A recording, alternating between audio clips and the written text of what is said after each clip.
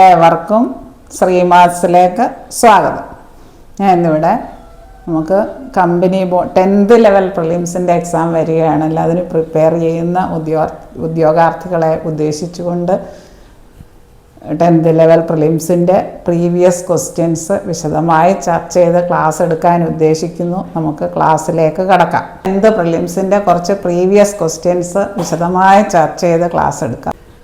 36² / 6². അപ്പോൾ ഇതിന് രണ്ടിന് സ്ക്വയർ ഉണ്ടായതുകൊണ്ട് ഇത് രണ്ടും കൂടെ ഒറ്റ ബ്രാക്കറ്റിലാക്കാം. മുകളിലത്തേതിനും ഉണ്ട് സ്ക്വയർ, താഴത്തേതിനും ഉണ്ട് സ്ക്വയർ. അപ്പോൾ 36/6² 36നും ഉണ്ട് സ്ക്വയർ, 6നും ഉണ്ട്.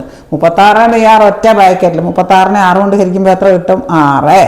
6ൻ്റെ സ്ക്വയർ, അതായത് 36. ഓപ്ഷൻ എ ആണ് ഉത്തരം.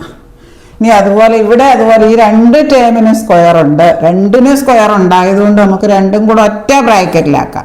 ഈ 1.5നും ഉണ്ട് സ്ക്വയർ, 0.2നും ഉണ്ട് സ്ക്വയർ. അപ്പോൾ അത് രണ്ടും കൂടെ ഒന്നിച്ചാക്കാം, ഒറ്റ ബ്രാക്കറ്റിലാക്കാം. അപ്പോൾ 1.5ഉം 0.2 എത്രയാണെന്ന് ചോദിച്ചാൽ 15 × 2, അത് ആദ്യം എഴുതുക 30.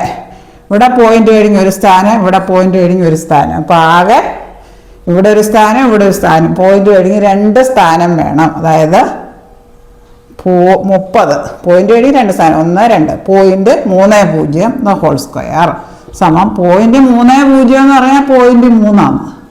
0.30² എന്ന് പറഞ്ഞാൽ 0.3 × 0.3 എന്ന് പറഞ്ഞാൽ 3 3 കൂടെ ഗുണിക്കുക 9. ഇവിടെ പോയിന്റ് കഴിഞ്ഞ് ഒരു സ്ഥാനം, ഇവിടെ ഒരു സ്ഥാനം. അപ്പോൾ ആകെ 2 സ്ഥാനം. അപ്പോൾ ഇവിടെ ഒരു സ്ഥാനം ഉള്ളതുകൊണ്ട് ഒരു 0 ഇട്ട് കൊടുത്തിട്ട് പോയിന്റ് ഇട്ട് 0.09 വരും.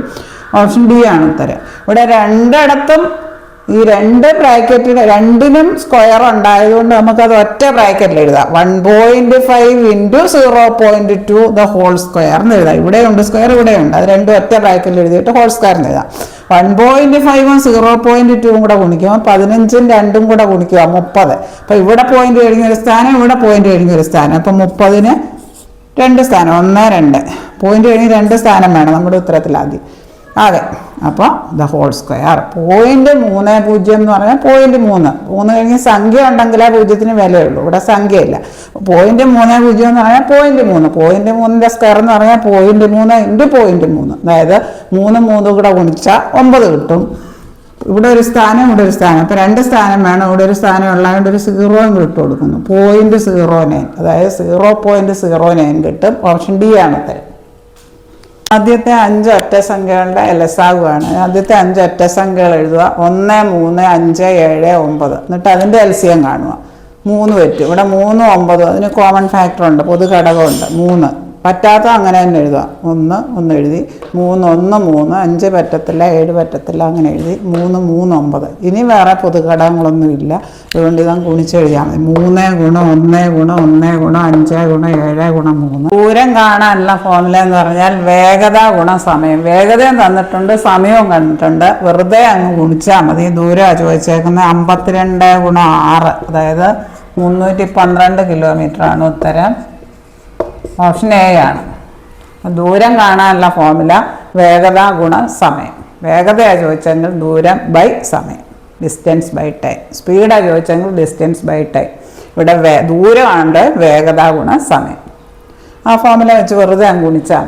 ഇത്രയും കാര്യങ്ങൾ നിങ്ങൾക്ക് നന്നായി മനസ്സിലായി എന്ന് ഞാൻ വിശ്വസിക്കട്ടെ. വീഡിയോ നിങ്ങൾ സബ്സ്ക്രൈബ് ചെയ്യാതെയാണ് കാണുന്നതെങ്കിൽ സബ്സ്ക്രൈബ് ചെയ്യുക.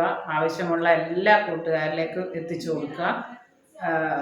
നിങ്ങളുടെ സപ്പോർട്ട് ഉണ്ടെങ്കിൽ തുടർന്നും ധാരാളം വീഡിയോസ്, പ്രീവിയസ് ഇയർ ക്വസ്റ്റ്യൻസിൻ്റെ വീഡിയോസ് ശ്രീമാത്സിൽ അപ്ലോഡ് ചെയ്യുന്നതാണ്.